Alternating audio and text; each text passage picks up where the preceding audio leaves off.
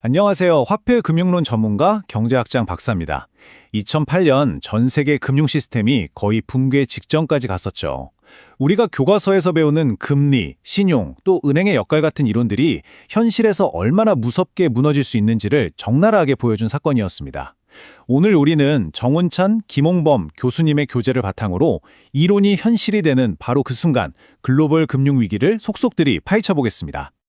여러분, 이게 그냥 옛날 이야기가 아닙니다. 우리가 앞으로 배울 모든 화폐금융론 이론의 거대한 실전 훈련이라고 할 수 있어요.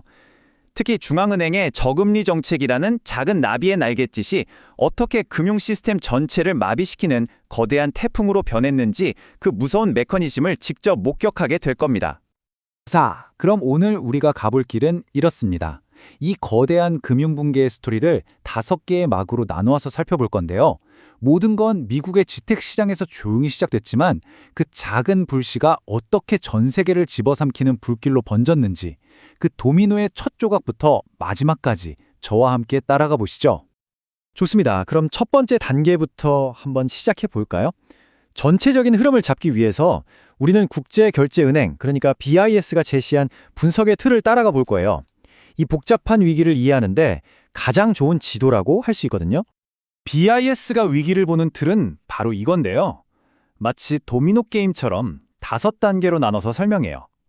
첫 번째 도미노가 왜 넘어졌고 그게 다음 도미노를 어떻게 쓰러뜨렸는지 이 연쇄 반응을 이해하는 게 핵심이라고 할 수 있습니다. 자, 그럼 이제 모든 걸 시작하게 만든 그 첫 번째 도미노, 바로 서브프라임 모기지 사태. 이걸 한번 자세히 들여다보죠.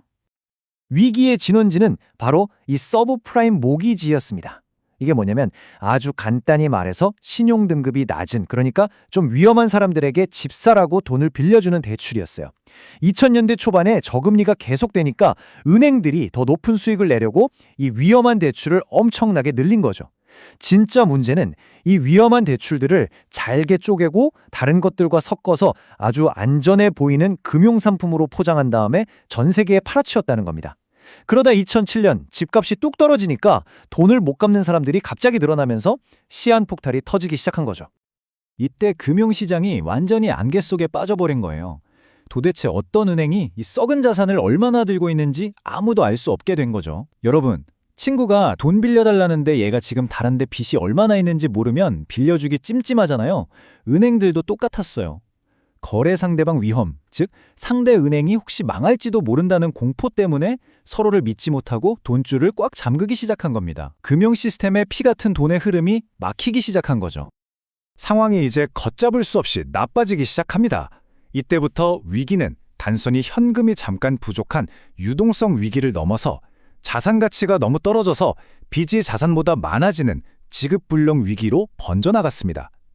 비유하자면 단순히 월급날까지 돈이 좀 부족한 상태에서 아예 그냥 회사가 망해서 월급이 안 나오는 상태로 바뀐 거랑 비슷해요. 그리고 마침내 금융 시스템의 심장을 먹게 만든 바로 그날이 옵니다. 위기의 3단계, 모든 것이 무너져 내렸던 그날로 함께 가보시죠. 자, 화면에 보이는 이 날짜, 2008년 9월 15일. 여러분, 이 날짜는 꼭 기억해 두세요. 금융의 역사에서 말 그대로 돌아올 수 없는 강을 건넌 날입니다. 이날 벌어진 단 하나의 사건이 모든 걸 바꿔놨어요. 바로 세계 4위 투자은행이었던 리먼 브라더스가 파산 신청을 한 겁니다. 당시 사람들은 다들 설마 리먼이 망하겠어? 너무 커서 절대 안 망해. 이런 대마불사 신화를 믿고 있었거든요. 그런데 그 신화가 눈앞에서 깨진 거예요. 그러자 금융 시스템 전체에 대한 믿음이 그냥 한순간에 사라져버렸습니다. 당시의 공포가 얼마나 심했는지 이 그래프가 아주 생생하게 보여주는데요. 이걸 테드 스프레드라고 불러요. 금융 시스템의 공포 측정기라고 생각하시면 쉬워요. 은행끼리 돈을 빌릴 때의 금리랑 가장 안전한 미국 국채 금리의 차이를 보여주는 건데 이 차이가 크면 클수록 은행들이 서로를 엄청나게 못 믿고 있다는 뜻이죠. 자, 여기 확대된 부분을 한번 보세요. 바로 이 부분. 리몬이 파산하자마자 보이시나요? 평소에 정말 잔잔하던 수치가 그냥 수직으로 폭발해버립니다. 평소 50베이시스 포인트, 그러니까 0.5%도 안 되던 게 순식간에 300, 나중엔 457까지 치솟아요. 이건 그냥 은행끼리 너 못 믿겠다, 돈 거래 안 해 하고 선언해버린 거나 마찬가지예요. 신뢰가 완전히 붕괴된 겁니다.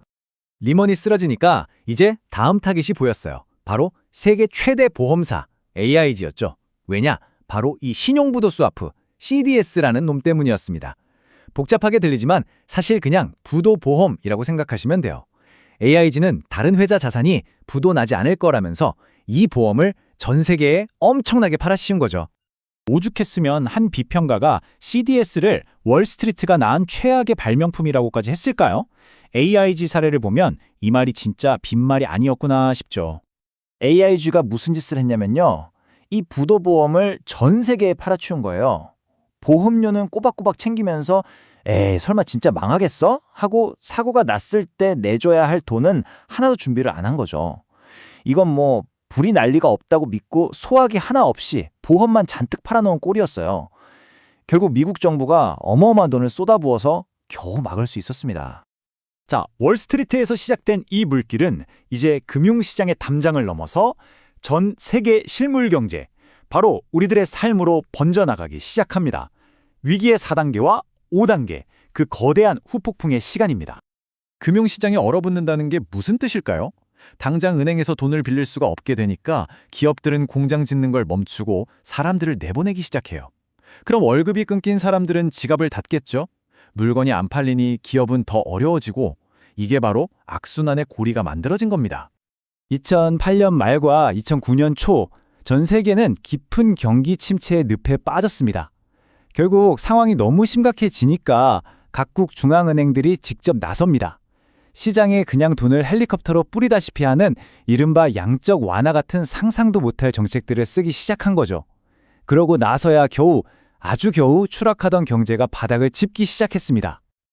자, 여기까지 정말 거대한 폭풍을 우리가 함께 지나왔습니다. 그렇다면 이 뼈아픈 경험을 통해서 우리는 뭘 배워야 할까요? 이게 제일 중요하겠죠. 이 질문이야말로 우리가 이렇게 어려운 화폐금융론을 공부하는 진짜 이유가 아닐까 싶습니다. 과거를 통해서 현재를 이해하고 또 미래를 대비하는 것, 그게 바로 우리가 해야 할 일이니까요. 당시 위기의 최전선에 있었던 벤 버냉키 전 연준 회장도 이렇게 말했어요. 위기가 너무 복잡해서 교훈도 여러 가지고 그게 또 간단하지도 않다. 맞아요. 정답은 하나가 아니에요. 그래서 더더욱 우리가 이 사건의 여러 측면을 깊게 들여다봐야 하는 겁니다. 네, 저도 압니다. 오늘 나온 얘기들 서브프라임, CDS, TD 스프레드, 머리 아프죠? 하지만 여러분, 이 어려운 퍼즐 조각들을 하나씩 맞춰나가는 이 과정이 여러분에게 세상을 움직이는 돈의 흐름과 위험을 이해하는 힘을 길러주는 훈련이라고 생각해 주세요. 포기하지 마세요. 계속 파고들다 보면 여러분은 신문 기사 너머에 있는 진짜 경제의 흐름을 읽어내는 그런 초능력을 갖게 될 겁니다. 그리고 꼭 기억하세요. 이 모든 위기는 결국 보이지 않는 위험을 우리가 너무 쉽게 생각했을 때 시작됐다는 걸요. 세상을 보는 날카로운 눈, 그걸 기르시길 바랍니다. 오늘 정말 수고 많으셨습니다.